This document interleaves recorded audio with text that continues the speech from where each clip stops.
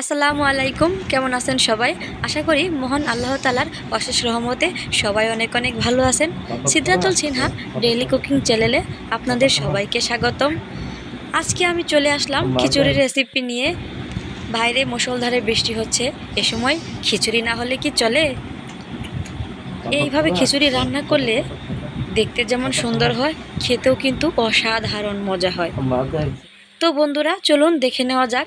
খিচুড়ি রান্না করার জন্য আমি নিয়ে নিয়েছি মিষ্টি কুমড়ো, আদা রসুন বাটা, পেঁয়াজ কুচি এবং নিয়ে নিয়েছি আতপ চাউল, দারচিনি, এলাচ এবং মুরগির মাংস। আমি এগুলো সুন্দর মতো করে ধুয়ে নিয়ে পানিটা ঝরিয়ে নিয়েছি। এরপর রান্না করতে চলে যাব।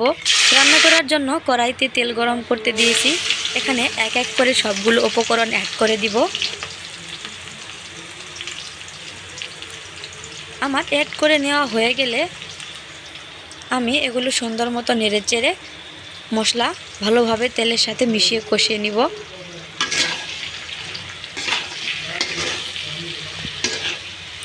খিচুড়ি কিন্তু আমরা যে কেউ খেতে পছন্দ করি, তাও আবার সেটা বৃষ্টির দিন হলে কেমন হয়। তো আমার মাংসটা কষিয়ে নেওয়া হয়ে গেলে আমি এবার এর ভিতর ধুয়ে রাখা আতপ চাউল দিয়ে ভালোভাবে কষিয়ে নিব। বন্ধুরা, মাংস এবং চালটা যত ভালোভাবে কষানো যাবে, খিচুড়ির স্বাদটা কিন্তু ততই বেশি হবে। তো আমি খিচুড়িতে পানি দিয়ে দিয়েছি। প্রায় আমার খিচুড়িটা হওয়ার শেষ পর্যায়ে হয়ে এসেছে। তো বন্ধুরা দেখো, আমার খিচুড়ির কালার কি সুন্দর হয়েছে। দেখতে যতটা সুন্দর লাগছে, খেতেও কিন্তু অসাধারণ মজা হয়। তো আমার খিচুড়িটা প্রায় হয়ে এসেছে।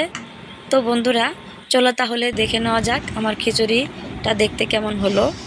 রান্নাটা শেষ, আমি তোমাদের নামিয়ে দেখিয়ে দিচ্ছি। ধন্যবাদ সবাইকে ভিডিওটা দেখার জন্য। আমার চ্যানেলটি অবশ্যই সাবস্ক্রাইব করবে এবং আমার পাশেই থাকবে।